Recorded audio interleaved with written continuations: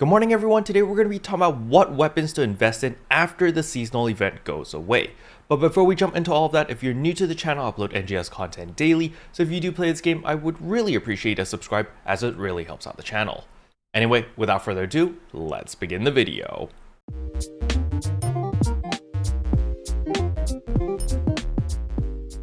So as we all know, right now the Tenebro weapons are pretty much the best in slot regardless of what type of content you're doing, simply because you get this crazy augment with the 20% critical hit rate, as well as the 25% damage resistance and 5% potency from a single augment. And this is very powerful against all seasonal enemies.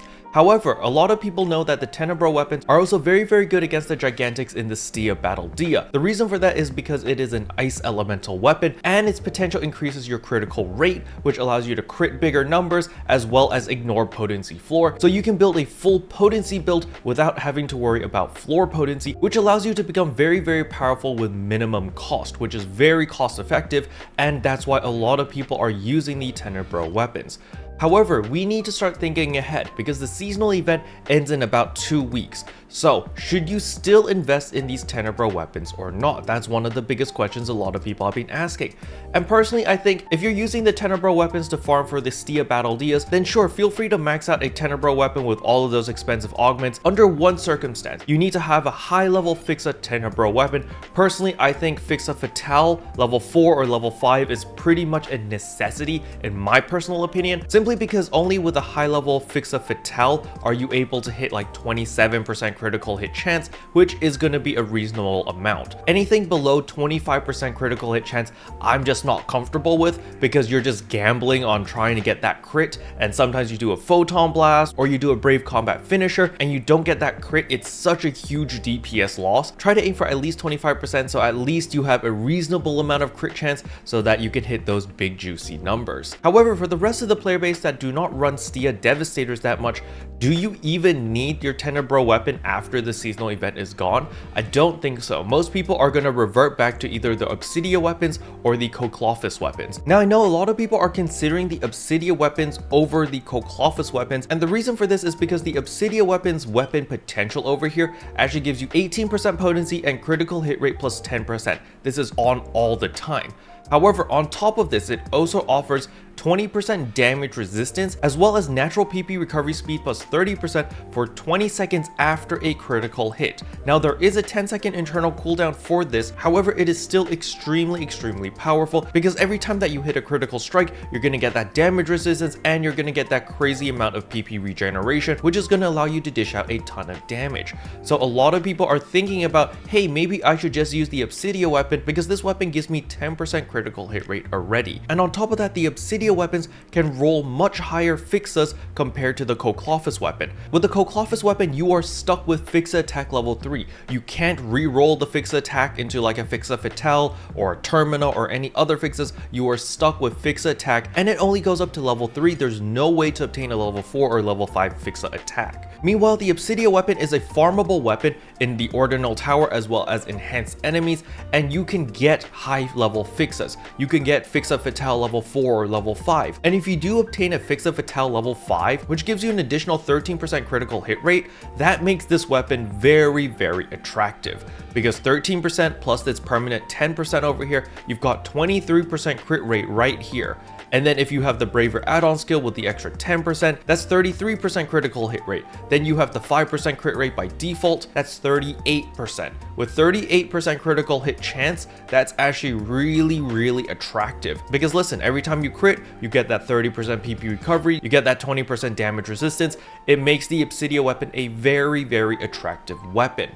However, there is a trade-off between the Obsidia weapon and the Kouklophis weapon, and that is of course your base damage. Your base damage of the Obsidia weapon is 674 at plus 50, compared to the Kouklophis weapon, which is 685, which is much higher. Now I want to talk about the Kouklophis weapon and why I personally have invested into the Kouklophis weapon and not the Obsidia weapon. So the Kouklophis weapon potential is instant death unit. At level 4, it's potency plus 19%, damage resistance plus 5%. However, on top of that, there is a damage resistance plus 5% and potency increase of 6% towards Doll's enemy. So essentially, you're getting a 25% potency increase as well as a 10% damage resistance, which is on all the time as long as you are fighting a doll's enemy. And guess what, everyone? Dark Falls is a doll's enemy. So this is why I've invested so much into my Kouklophis weapon, because this weapon is going to be my crutch to beat Dark Falls. That 25% potency as well as that 10% damage resistance, which is on all the time, is going to be really important for my personal playstyle. Because I don't like any downtime. I just want these buffs to run in the background, always on. They're just passive stuff, and I'm able to just play how I normally play without any conditions. And this is why the Kouklophis weapon is what I recommend for the majority of players, because it is the most well-rounded weapon. You just have it, there's no conditions, and you can just go to town and beat the crap out of Dark Falls Aegis. Another benefit here is the 10% damage resistance, because I'm almost certain that later down the line, maybe end of February or beginning of March, we are going to get trigger versions of Darkfall Aegis, where it's going to be like a 4-man version where you can only die like 5 times as a team. And so this damage resistance is going to play a very big part in staying alive against these really powerful bosses. Now, last but not least, I do have to address the elephant in the room. What about Gunblaze weapons? If you manage to obtain a Gunblaze weapon, congratulations, you've won the lottery. But if you decide to use it, well, the Gunblaze weapon is very powerful. It's got the highest attack in the game at 691 damage, and the flawless unit over here is absolutely bonkers, because you get the 23% potency, you get the minus 20% PP consumption, your critical hit rate plus 10%. So you've got the Obsidia weapon potential, but it's on steroids, and it's always on. It's much more powerful than your Kouklophis weapon. However, the catch is you cannot take damage. The effect is lost when damage is taken, and the cooldown is 15 seconds. And so if you decide to go with the Gunblaze weapon, you just need to make sure that you don't get hit, because the moment you take any damage, you lose the PP consumption minus 20% as well as the critical hit rate plus 10%, which is extremely detrimental to your overall DPS. And so the Gunblaze weapon is not something I normally recommend. However, if you are a veteran player, you are extremely confident in your mechanics, then yes, the Gunblaze weapon is by far the best in slot weapon for you to use. Just understand that if you take any sort of damage, and that includes PP conversion, by the way, by activating PP conversion, it says right here, consumes HP by a percentage of your max HP in exchange for an increased natural PP recovery speed at a set time. Even if you activate this, you will lose your Gunblaze weapon potential, so you do need to be very mindful and actually know how to use the weapon and play pretty much perfectly in order to get the most value out of that weapon.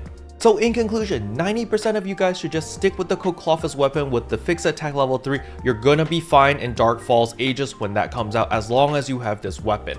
Now, if you are a little bit more adventurous and you do want to farm for a high Fixa Obsidia weapon, then that is also perfectly viable. However, you're going to be aiming for at least a Fixa 4 or Fixa 5, and preferably a Fatale variant of that, because the Obsidia weapons really benefit from critical hit rates, because you get that extra 20% damage reduction, as well as natural PP recovery speed plus 30%. That's actually a very big buff. However, again, you need high crit rate in order to constantly proc it. And last but not least is, of course, your Gunblaze weapon. If you have one and you don't want to sell it and you actually want to use it, that's perfectly fine as well. Just understand that you need to play really well. You have to be very comfortable and very confident in your mechanics in order to stay alive, in order to not take any damage, to maximize your DPS output. Special thanks to all the members for supporting the channel. It really means a lot to me. Thank you again. But yeah, that's all I wanted to cover in today's video. Hopefully you guys found it helpful. If you did, I would appreciate a like and a subscribe, and I'll see you guys in tomorrow's video. Bye! What can I say except you're welcome for the hero?